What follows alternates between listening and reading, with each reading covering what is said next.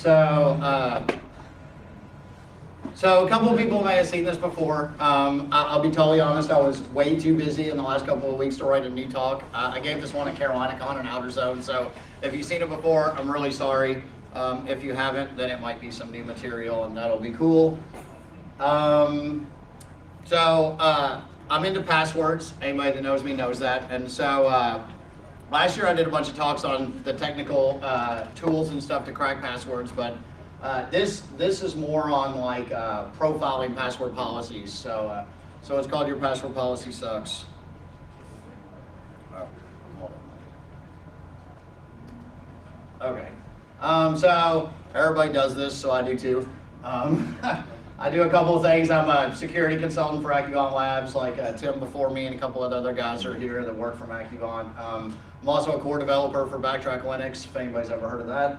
I'm a co-founder of the website called QuestionDefense.com, and then I'm also a co-founder of DerbyCon, which is a security conference we had a couple of weeks ago. And the thing I like to put on there that makes me qualified to talk about passwords is that I'm a member of Team Hashcat. 2 years ago, we won the Crack Me If You Can password cracking contest. Last year, we came in second. We were beat out on some extra points technicalities by the Russian people. So first and second is still honorable. I'm not going to talk bad about Russian people. Anyway, and so I always throw this in there. I'm not a password cracking expert. I don't know everything. I'm frequently wrong and slow to admit it. And I'm not responsible, obviously, for what you do with any of this information. All right, so what are we going to cover in here? Why passwords are still a vector of attack. As we all know, everywhere we work and go still uses passwords. A couple of places have gone to two-factor authentication, but the primary method of authentication is still passwords. And we're going to talk about some bad password policies because what makes password cracking so easy at this point is the policies that system administrators, network engineers, and all those people put in place. We're going to look at some recent breaches and what the most common types of passwords were, some advancements in recent password recovery, and then we'll talk a little bit about some tools and techniques. I'm biased to Hashcat, so that's probably all we're going to talk about. All right, so what's wrong with passwords? Like I already said, they're a weak method of authentication. The reason is because we're relying on the human to think of the password. Humans, when you go to the website, you click one of those complexity generator things for your password, that is not easy to remember. And so even if you do that for all your passwords, they still have to be stored somewhere. And it's a pain. So as humans, we make up passwords that we can remember. And so that's what we're going to kind of look at. Many websites still use really, really simple hashing algorithms. I mean, I cannot believe it when I go to a website and they ask me to register and I look at the session token and my password is being hashed in MD5. I mean, in 2011, it's really ridiculous. Like I said already, humans are predictable. I can predict almost to the character set how a human is going to construct their password, and we'll look at that just in a little bit. And so along with all of this stuff, you add GPU recovery onto password cracking, and it just becomes utterly ridiculous how fast we can crack passwords. I think I was on a pen test about a month ago, compromised the domain controller, dumped 7,000 NTLMs from the domain controller, used some custom rule sets of mine, and had cracked 6,000 of them within an hour. And that's using the default Windows AD policy, which is what primarily is in place wherever I go. So I always like to talk about this. If you imagine, like, people could be compiling databases of passwords, right? I mean, all these passwords that are leaked out on the internet every time a website's compromised and they dump all the hashes on the internet, where are those going? What if people are keeping those? And what if they're using those databases to make statistics and word lists and all that kind of stuff? And what if, based on GPU policy, they could load all of those passwords into memory, and they could do really sophisticated attacks, brute force, positional settings, all that type of stuff. So there's really no need to imagine. There's tons and tons of hacker groups that are doing this type of thing immediately. I don't know if anybody's a big Twitterer or anything like that, but if you look on Twitter, whenever a group like WellSec or Anonymous or one of those types of organizations compromises a website and dumps its database somewhere, there's always a mad scramble to get that database so that the passwords can be cracked. And the reason for that is those are real world passwords. Those are passwords that people are using every day today. And as we always know, if you use a password one place, the chances of you using it another place are really, really good. So there was a time a few years ago when password cracking was kind of on the downward spiral. People were talking about, complexity, 10 characters or more, and then GPU password cracking hit the scene and has made immeasurable strides. We'll look at a few statistics, but sort of a rough one is, John the Ripper can do about 1 million passwords per second, and a couple good ATI GPU cards can do about 5 billion per second. So it's a fairly substantial margin there. So this is one of those databases I was talking about. This is a private one my friends and I keep for security research only. We don't give it out because we don't want this stuff to be used for bad. However, there's other things like this in existence, and the bad guys do have them. And so you can see the way that we classify everything, we have the name of the hack. You'll see some websites on here that you recognized: Airsoft, Blood and Honor, Carter's, DreamHack, eHarmony. I mean, there's a Gawkers, there's a bunch of them. We put the type of algorithm of the hash, how many we've found, how many we've had left, and these are hyperlinks, so you can just download the lists. Then we also have a dictionary you can download of each attack, and then we have an analysis. And we'll look at some of the analysis tools. So this is the kind of sophisticated stuff that people are keeping so that they can attack your websites. So you're saying to yourself, I got a good password policy.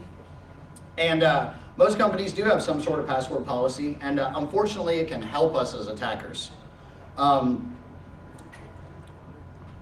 One thing that I have noticed is that many companies never change the default Windows Active Directory policy, which is a character minimum, 1 upper, and either 1 special or 1 number. And we'll look at why that's not really a good policy. But here's a real world example I found on the internet. I've actually blotted out the name of the company so that they don't get mad at me because this is so ridiculous. So let's look at this password policy. So your password can be any combination of 6 to 10 letters and numbers, right? 10's not very much.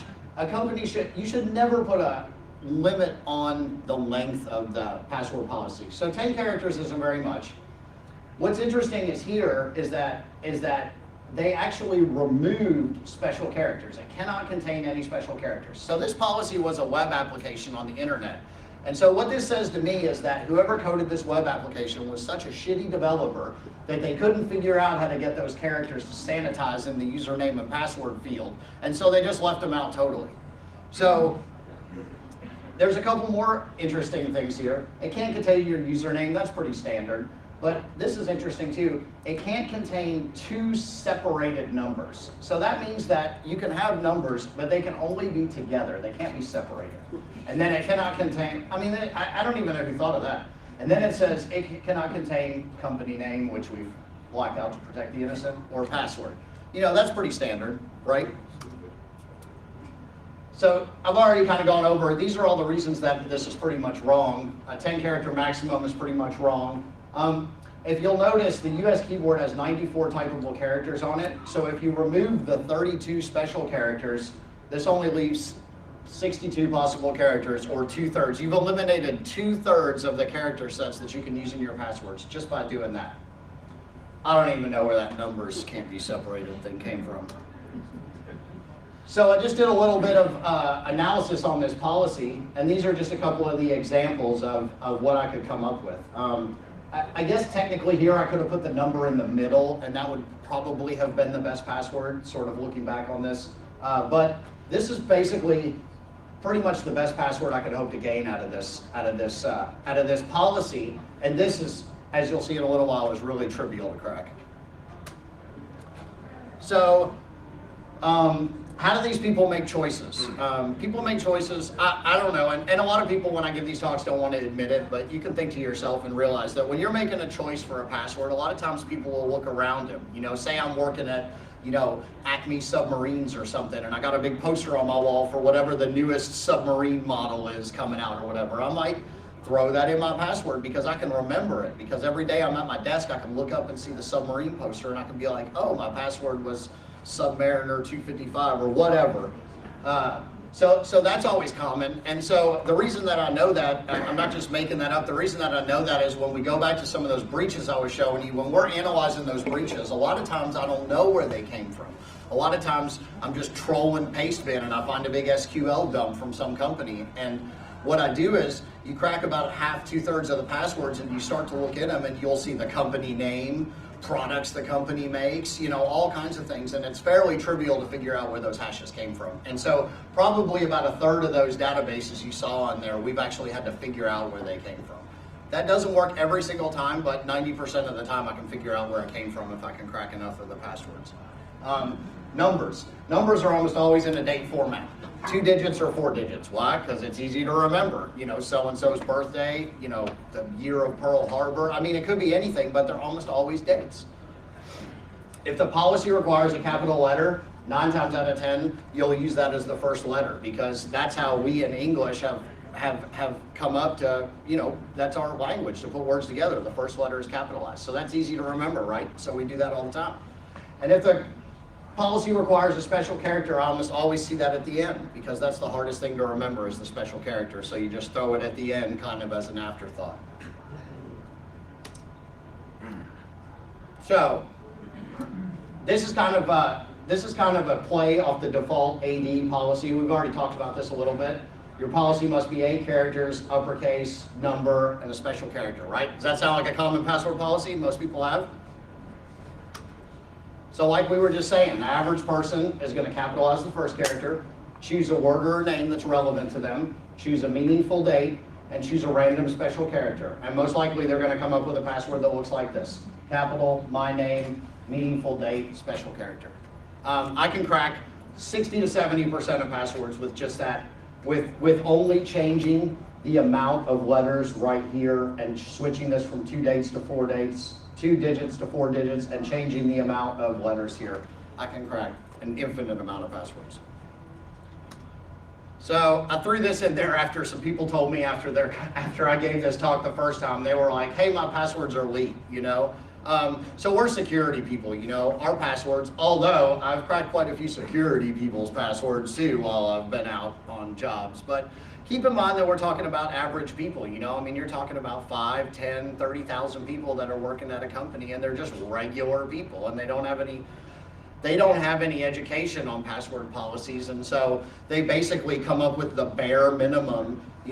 Have you ever been trying to input a password into a site and this does not meet the policy, this does not meet the policy, and you're like, can you just keep doing it and doing it? Yeah, you're doing the bare minimum to get by on the policy. You're not saying, I'm going to use the most secure password possible because that would automatically work with the policy.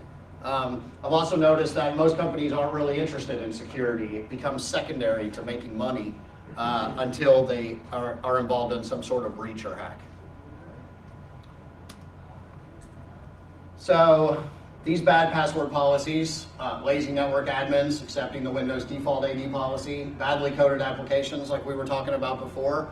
CEOs complain. I had a company not that long ago where they had tried to enforce a stricter password policy on their wireless, and so what had happened is all the CEOs had come down with their iPads and their Zooms and all that stuff, and they were like, we don't want these freaking certificates on our iPads. We don't want to have to come down and get something more secure every time we get a new toy, and putting in special characters, is difficult. So a lot of times I've found that companies are, IT departments are having to mold their policies based on what the CEOs want, and obviously that's not always the best thing. And I've also noticed that we do pen tests all over the place, but not a lot of companies have regular password audits of their policies and their users. I'm a firm believer that if you audit your passwords, 3, 4, 10 times a year, and every time the same person comes up with a bad password and you visit them, eventually they're going to be tired of getting a visit from IT security, and so eventually morale will improve, so they say. And so anyway, so how can we as pen testers leverage this info in an attack? So I do this all the time. This is not fiction. We can utilize current real-world lists to gain insight. So we'll look at analysis of some lists and how we determine that information. And using all the common passwords out of those lists, we can attack new password lists. And so people, as we know, tend to use the same or similar passwords across all internet accounts. I could name a few people that's happened to, but I won't. Anyway, so here's a little bit about the difference between brute forcing a password, which is basically trying 001, 002, 003. We all know what a brute force is. It's slow, painful, and excruciatingly boring to watch. So here we are back at the 94 typable characters, right? So say we have a password that's 7 characters long, and we got to try 94 different characters. So this would be factorial, 94 times 94. Anyway, if you added that up at 250 million passwords per second, you're looking at 72 hours to brute force a 7-character password. And that's being a little bit generous. And so that's about 250 times faster than John the Ripper. So who knows how long that would take. But what if we knew the password policy, right? So if we knew that the policy, let's go back to that one we were looking at. Say we knew that it was an uppercase character, at least 7 characters, and it had to have a number and a special digit. Well, what if we could just take the character set of the password we were brute forcing and say, instead of brute forcing all 94 characters, we just want to brute force 26 because it's just uppercase. We're fairly sure the first letter is uppercase. So instead of testing 94 characters, we only need to test 26, right? Because there's only 26 letters in the alphabet and they're all uppercase. So that cuts this down to 26. Then we got lowercase 26, lowercase 26, lowercase 26. 10 for digits, and 34 for special characters. So if you add all that up at the same 250 million passwords per second, we cut that down to 6.21 seconds. We can do that entire key space.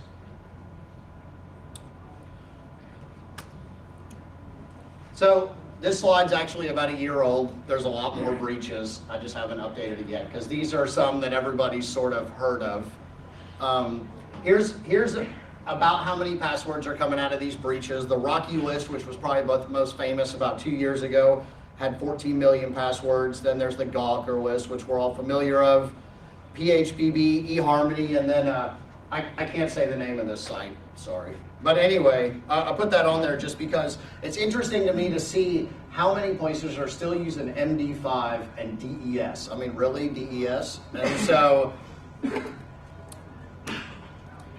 So I like to talk about what we can learn from these breaches. So the interesting thing about these breaches is we can learn the most common password lengths, right? So if most people are using 8-character passwords, we can figure that out. We can discover the most common password character sets. So like we were just talking about, if I have an analysis that says, 30% of the passwords in these 4 lists match a certain character set, that's one of the first ones I'm going to try. And so you saw how cutting your attack all the way down by character set made something that could last 72 hours down to 6.21 seconds. So now what I can do is I can do 10, 20, 30, 40, 50 different character set attacks in the same amount of time that I could have done one brute force attack. And so that's what makes it interesting. What we call a root password is the actual word. We are all familiar with the leet speak, whatever. So this is some neat way to write password or whatever. But what we do is we're only interested in the word itself because in the same way that John does, Hashcat has rule files. So instead of having these big, giant gigabyte lists of passwords, what we do is we cut them down to what we call the root password. We remove the numbers, remove the special characters, remove the case, and just have lowercase words, and then we apply rules to them to do all these types of things. Similar to John the Ripper, Hashcat's just a little bit more advanced when it comes to rules. So I just have to explain this real quick. The way we talk about those character sets in Hashcat is we refer to them as masks. And so a mask basically substitutes whatever the character is for one of these symbols. So if it's a lowercase symbol, it would get a question mark L. If it's an uppercase symbol, it would get a question mark U. If it's a number, it would get a question mark B. And if it's a special character, it would get a question mark S. So you can see in my example down here, if this was the password, this is what it would look like in a mask. The reason those masks are important is that's how we attack those things with Hashcat and OCL Hashcat. We basically input the mask. So this mask would test every uppercase character in this place, every lower in this place, every lower in this place, and so on and so forth, which exponentially cuts the time of our brute force down really, really low because we're not testing 94 in every place. So the other reason those masks are important is that, I'll come back to that, never mind. So here's some statistics. This tool is actually in Backtrack. It's called DictStatPy if anybody needs to see it. It's in the pentest /pentest/wordlist directory. Basically, it's a little Python script. You run it on a word list and it outputs 4 pieces of information, which we're going to go through real quick. The first piece of information that it outputs is the line count statistics. So you can see that in the RockU breach, 20% of the passwords were 8 characters long. I mean, 20% might not seem like a lot, but that's huge to know. And so if you add up 7, 8, and 9, you come up to almost 50%. And so now you know already that in a real world password list that was just compromised, that 50% of the passwords were 7, 8, and 9 characters. So you've already narrowed down your attack surface considerably for cracking new lists. So there's actually, and so you got to put all these 4 pieces of information together, right? So the second piece of information that comes out is the character set. So lower alphanumeric, 42%.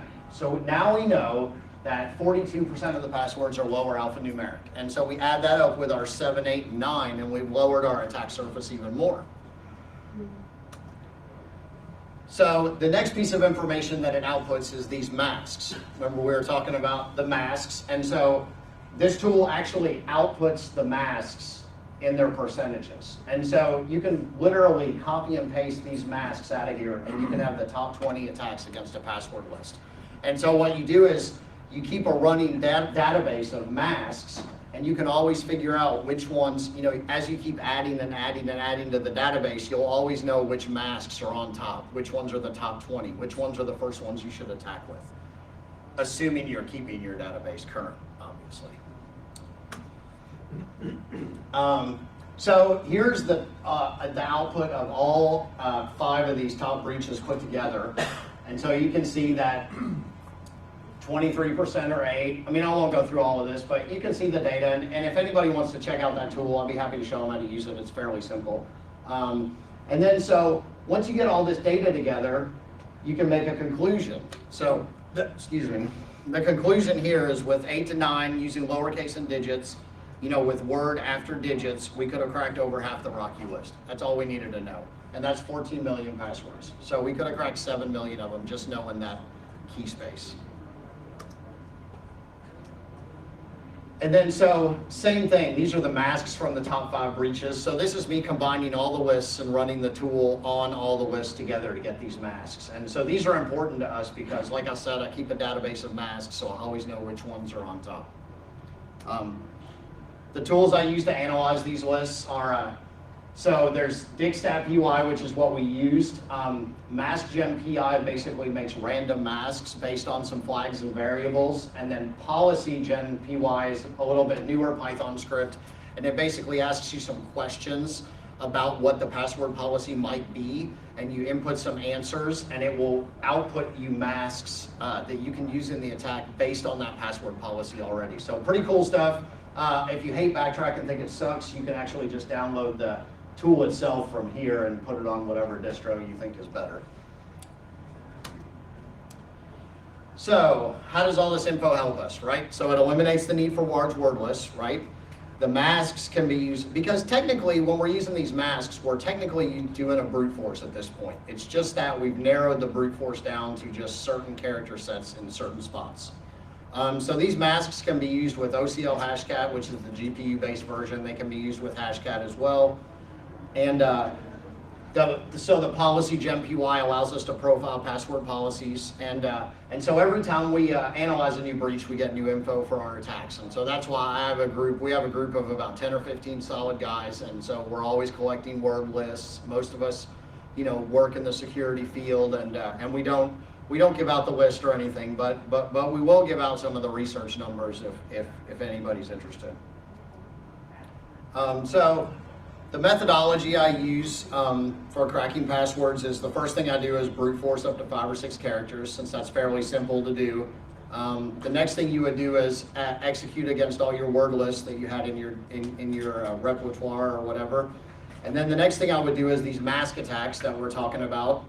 The next thing I would do is these combination attacks. So what OCL Hashcat supports is what's called a left mask and a right mask. I'll talk a little bit more about it, but it's basically like a left side and a right side type of thing. So it's kind of like, remember in math, what you do to the left side, you do to the right side. So it's similar to that, but you can put different dictionaries, like one dictionary on the left side, one dictionary on the right side. And what OCL will do is combine all those, each word in the left mask with every single word in the right mask, and so on and so forth. And so we call that a combination attack because it combines the words together, and it can be really, really effective.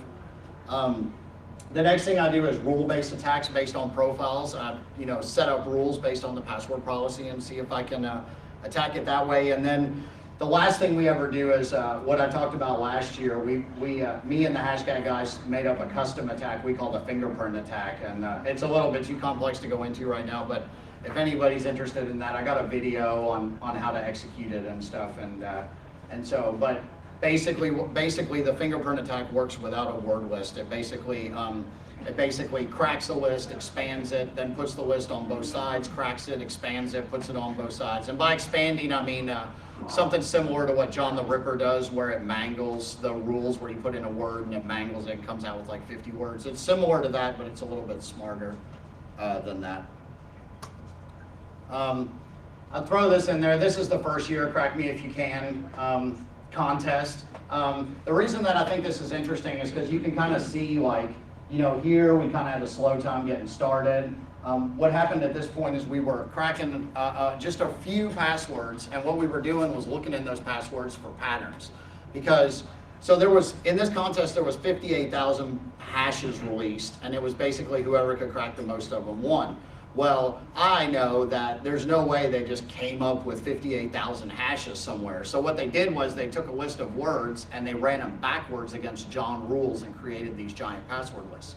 So the first thing I knew is that most of these hashes had been created with a rule of some kind. So the first thing we did was open up the passwords and try to figure out what the rule was. So as you can see at this point, we figured out some patterns and we rocketed it up to here, and then we hit another plateau, and then we had to go back and reanalyze the words and figure out some new rules. And so none of this was done with brute forcing. This was all done with trying to figure out the rules that the patterns in the passwords and how we could reverse them so that we could reattack the passwords using those masks that I showed you. So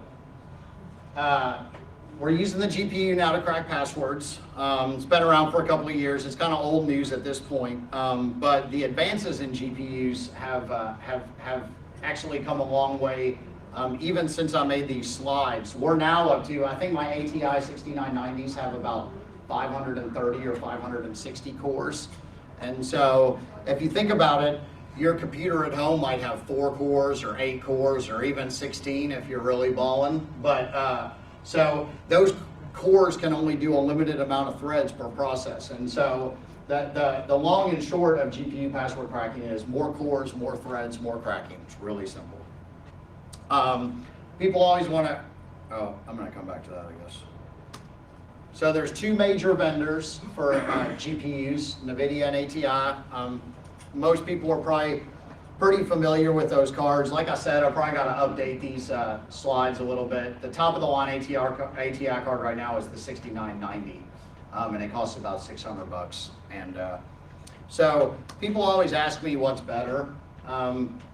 And so I used to be a big NVIDIA guy, and now I'm more of a both kind of guy. They both have different applications. NVIDIA's significantly slower when it comes to cracking passwords. However, CUDA is much more well-maintained code. They have a whole team of developers, they pay them, they're on top of things, they answer questions, and they answer emails. The other better thing about NVIDIA is using the CUDA software, it can take large lists of passwords much easier. So like my NVIDIA box won't even blink an eye when I dump 10,000 passwords into it. But now ATI, on the other hand, is significantly faster, almost 5 times faster. However, the ATI stream code is shoddy, to say the best, and may or may not work at any given time. and is also really late updating their drivers. However, it is quite a bit faster. The other bad part about ATI is that it doesn't take large password lists. So I now actually have 2 different boxes. And so if I want to do, 5, 10, 20, 30, domain cache credential hashes on a pen test really quickly, I use the ATI box. But if I want to dump 7,000 or 8,000 hashes from a domain controller, I use the NVIDIA box. So there really isn't one is better than the other. It's what is your application at this point for that type of thing. Here's just some statistics. Like I said, this box is still in existence. This isn't mine. This is my friend Dead One's box. He's got 8 ATI 6970s in it. But so these are just some speeds that he's getting. See how we have single hash mode and multi-hash mode. So with the ATI stuff, we have to differentiate between the two. But you can see that he's getting 45.1 billion per second MD5s. And so in order to brute force the entire length of 8 key space, it would be about 1 day, 16 hours. So that just shows you how ineffective an 8-character password is. And so you would multiply that by 8 by 8. So even a 10-character complete brute force would be a little bit less than 10 days. Oops, hold on. How much time do I got? Anyway, so like I said, word lists, bigger's not better. I used to have giant word lists and think they were really effective, but now I've decided that those root word lists like I was talking about and masks are a whole lot more effective. Also, I don't know if anybody's ever tried to open up a 4 gig word list on a computer. It turns into a disaster. So I've decided it's much more effective to use these small lists and maintain rule sets. And so Hashcat comes with tons and tons of rule sets. I'm pretty sure we've written about every rule there is to write, but there are some more you can do. We actually wrote some rules. I don't know if anybody's familiar with that Steve Gibson GRC security dude or whatever his name is. And so he wrote a blog post not that long ago about how password padding was effective. I don't know if anybody read that, but so password padding, he was saying that rather than having a 12 or 13 character completely random password, he was saying that password padding, which basically means taking your password and adding some infinite amount of, pattern to the end of it, would be harder to crack than the random password, but it's really not. So some of the examples he had were like his name and like, dot whack, dot whack, dot whack, or some other pattern. So we wrote a counter blog post and we rewrote a bunch of rule sets so that his crap's ineffective now. Anyway, so I already talked about this a little bit, but people always want to know. The one thing about OCL Hashcat is it's a little bit confusing to figure out how to use it in the very beginning. So I just like to go over it just a little bit, and I'm happy to talk about this with anyone if you have any more specific questions. This is what I was talking about by a left side and a right side. So you can see that here's a dictionary on this side and here's a dictionary on that side, right? So here's just some example. Here's dictionary 1 with these passwords, and here's dictionary 2 with these passwords. And so the combination attack would create all of these passwords. And so obviously there's only 5 in this list. It's an example, but if you had a couple million in your list, or even 10 million or whatever, this can turn into a giant password attack. But it can also be really, really effective, right? Because you get stuff like 1, 2, 3, 4, 5 angel or whatever. And we all know people love to put 1, 2, 3, 4, 5 at the beginning or the end of their password. So here's some more examples of the way that it works. So basically you can use the masks or a dictionary on the left side or the right side. So this is the confusing part, but once you start working with this a little bit, it really makes a ton of sense. So like in this example, we have our dictionary over here, and then we have a couple of masks on the right side. So dictionary masks. So what this would do was it would take every word in the dictionary and it would append 2 digits to the end of every single word. So a lot of our password lists, like we might have every single word with 1, 2, 3 or whatever. We can get rid of that whole giant crappy list and just do this and append 2 digits to the end. This is a similar example where it would prepend 4 lowercase characters. So now we've switched our dictionary to the right side and added our digits to the left side, our mask to the left side. And so now we have 4 lowercase characters in front of every dictionary word. So that can be effective too. And then in the last example down here, what would you do if you wanted to make lowers and uppers here, or if you wanted to do the entire key space here? Then what you can do is assign a variable, just like if any coding whatsoever. So you give it a -1, and you assign all the variables that you want to be in that -1, and then over here on the left side or the right side, you just use 1 instead, and then it will take lower, upper, special digit all into account. So that's sort of the 2-cent version. Like I said, if anybody's more interested in using this stuff, I can definitely talk about it more later on. These are just some quick examples of some of the rules. So all these attacks can also take rule files. You can also pass the rules on the command line. There's a K and a J. I think I have an example so you can see, but there's a K and a J to pass the rules to either the left side or the right side. So you don't do the same rule on both sides unless you want to. These are just some examples of the rules. These are real similar to John the Ripper rules. I think they're actually the exact same format. We try to keep that stuff the same so that people coming from John the Ripper to Hashcat can figure out that the rule set fairly easily. I got one more slide of rules. Yeah, and so some of these, I don't know if I have that. There's about 10 or 20 Hashcat specific rules that don't work in John. I don't think I have that slide up here anymore, but this is all on my blog and Dead One's blog, and so you can look at all these rules and see just all the ways that you can manipulate a word just with the rule set. And like I said, that's nothing new and groundbreaking. They've been doing it in John the Ripper forever, but some of the new rules are a little bit cooler. Here's some examples of doing a rule. So J applies this rule, which is uppercase the first character to the left side.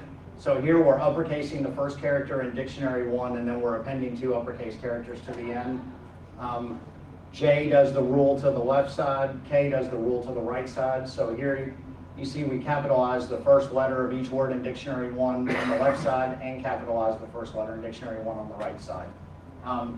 And then there's now a new cool tool called OCL Hashcat Plus, because the biggest complaint about CUDA and OCL Hashcat was that it couldn't use a word list. You had to do something to make it use a word list. So before OCL Hashcat came out, it could take a straight word list. And so before that came out, what you used to have to do was you used to have to do a dictionary on one side and append a digit to the end, and then create a rule which removed the last digit at the end. So if you want to use word lists with OCL Hashcat, you have to use this format here. It's sort of a trick.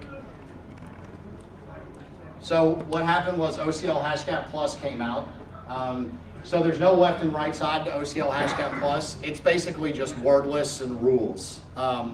It has a bunch of new algorithms. When I first did this slide, the biggest new algorithm was MD5 crypt. There was no GPU-based MD5 crypt password cracker. Since then, DES has been added. When Gawker list came out, everyone was looking at each other like, oh, where's the DES GPU cracker? Nobody had one. So one got written. This year, the Crack Me If You Can contest came out. The guy that runs it, Rick Redmond, Minga, is actually a good friend of ours, so he knew what algorithms weren't supported. So he made a bunch of the hashes in the contest like MS Cache version 2, I mean, really? And so those were worth the most points because he knew that we didn't have a GPU cracker for them. But Adam, the main developer for OCL Hashcat, surprised him and stayed up all night and wrote one. You know, so now MS Cache version 2 support is in there if you need it. Also, the coolest, newest thing is it now supports WPA.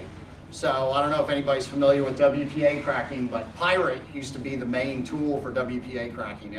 It was, you know, the de facto standard tool, and it's a great tool. However, the way I understand it, the way that he used PY-CUDA instead of actually using CUDA itself, there were some limitations on speed, and so that's been rectified. The only stats I have is that I have a box with two ATI 6990s in it, and it was getting about 120,000 passwords per second with Pirate, which WPA is significantly slower, but so that's quite a few for WPA. And with the new version of OCL Hashcat Plus and WPA, I'm getting about 350,000, so it's about 3 times faster. There's several other algorithms. The MS Cache V2, is that code actually released publicly already? And what kind of key speed are you getting? Because with Kane, I'm only getting like, I think 70 a second. So we're getting 4 million per second is the fastest we can get. Awesome. So it's still very, very, very slow. But anything helps when you're, when you're trying to get a key. So I think the last time I checked, it was 4 million per second.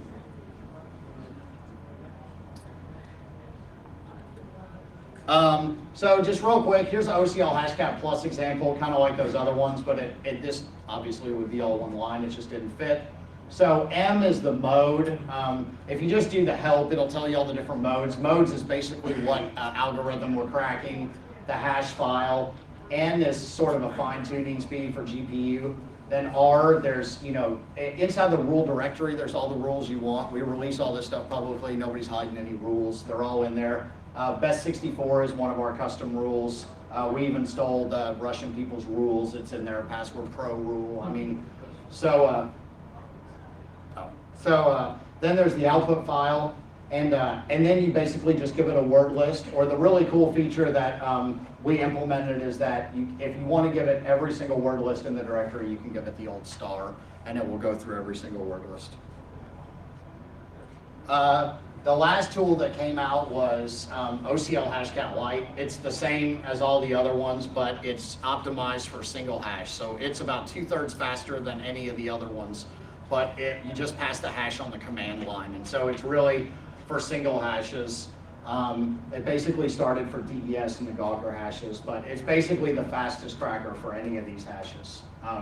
The thing is these are all the ones that I was starting to see on pen tests. And so it didn't used to support MS, and this support is all now in the OCL Hashcat Plus too, but I was seeing Microsoft SQL, DES, Oracle, all on pen tests all the time, and none of those were supported, so those are all supported now.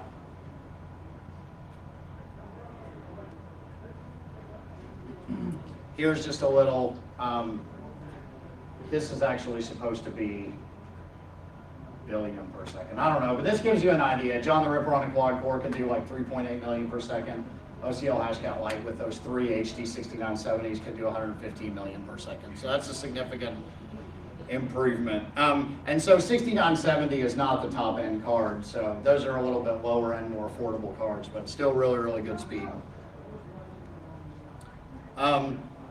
So I always like to finish this up by talking about the solutions. What can we do to prevent some of these attacks? Obviously, I like the way it is because I like to crack passwords. But so if you're at a company and you want to know how you can improve your password policy, the number one issue I see is web application passwords. It's developers that either don't know how to properly sanitize password fields, and you get like what we saw there in the beginning, no special characters. A lot of times it's application developers that are under a deadline, and the security of the application becomes secondary to the functionality of the application because they got to get it going. Regular audits of company password policies. I'm a big advocate of this. I've helped a few companies build password cracking, rigs so they can audit their internal password policies. Obviously, doing that by a third party can be sort of hit or miss, but doing it internally by your security department can be a super, super big plus. Obviously, more sophisticated password policies, and what I mean by that is getting away from what I was talking about, like make your rule say instead of making, if it's not that hard to make a rule that says the name of the company can't be in the password, it would be absolutely trivial to make a rule that said the first character of the password can't be uppercase and the last character can't be a special. All the numbers must be separated, for example, so you can't get dates in there. I mean, all these things would be fairly trivial to implement into a password policy. Web applications, again, so increase minimum password length complexity. I mean, there's nothing better than a longer, more complex password. Longer and more complex. The longer you can get it, the better you can. I used to advocate passphrases a lot, but since then I've learned a new technique where I actually go to the Ubuntu on the website where they house all the IRC chat logs, and they're nice enough to keep those all in a text file format. And so one of the newest tricks that I've learned is I go to that website and I download every single text file with wget. It's still old school. You can download the whole site with wget. And then I take every single one of those text files and I'll remove the timestamp and the username.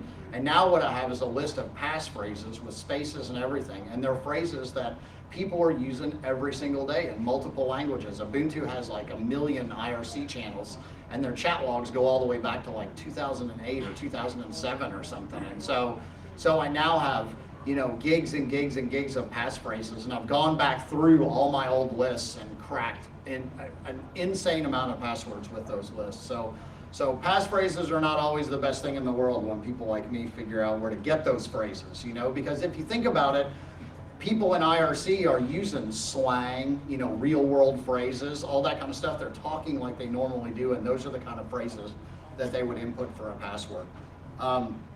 Web-based solutions, I mean, every time we get a web application at work, I'm always disgusted to see that the hashing algorithm in there is fairly poor, MD5 or DES or some other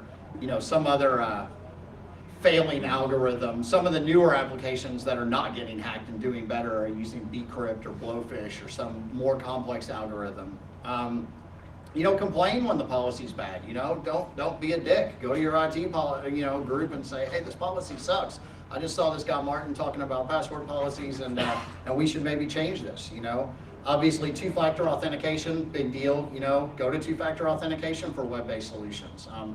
And then I can't even believe that people still have LM password hashing turned on when I go places. I mean, I literally can't believe it. And especially when you say, hey, is there some reason this is on, like some like ancient legacy application in the, you know, back closet that's running on the internet? No, we just didn't know. You know, we didn't like it. So that just shows that there's not a lot of education out there about password policies. And the last thing, this is terrible. We have rules that account for this as well. I've read some posts where keyboard walking, like QWERTY, you know, right across the keyboard. Like, in case anybody was wondering, QWERTY was the most popular password in the entire Gawker password list. You know, and that's called keyboard walking. You know, dates, years, all that kind of stuff is trivial. I mean, like, we just assessed an application recently where the default password made like a V pattern or something on the keyboard, trying to be tricky instead of going straight across it. So what do? The next thing we do is we write rules for every V and X pattern I can think of on the keyboard, you know? I mean, that's all that happens is your policy gets out, somebody writes a rule for it, and you're pretty much fucked. All right, so if you think this stuff is cool, where can you learn some more? We got a ton of articles on my website, questiondefense.com. There's a ton of articles on my friend Dead One's site, obsecurity.info. On the Hashcat site, there's like a manual where we try to put it together to teach how to use some of this stuff. Want to really thank Adam, who's the head developer of Hashcat, Dead One, and then my good friend Alex, the KY Killer. And then if you think I'm an idiot and you want to complain, you can email me here. And you can also yell at me on Twitter here. Thanks. Does anybody have any questions?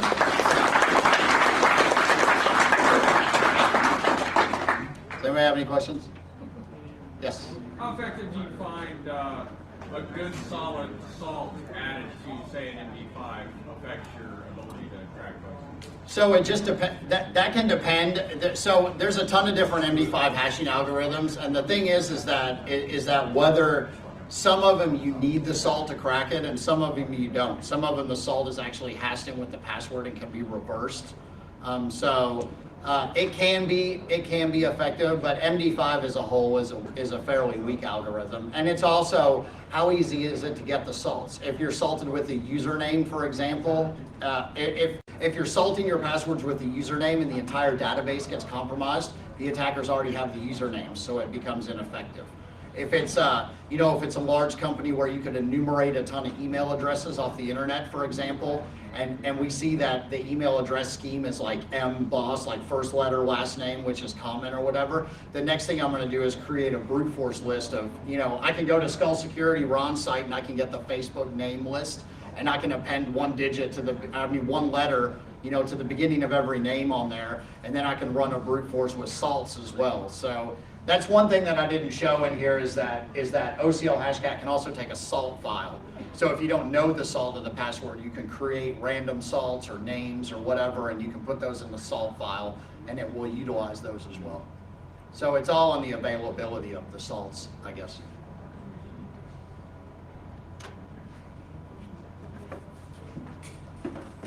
the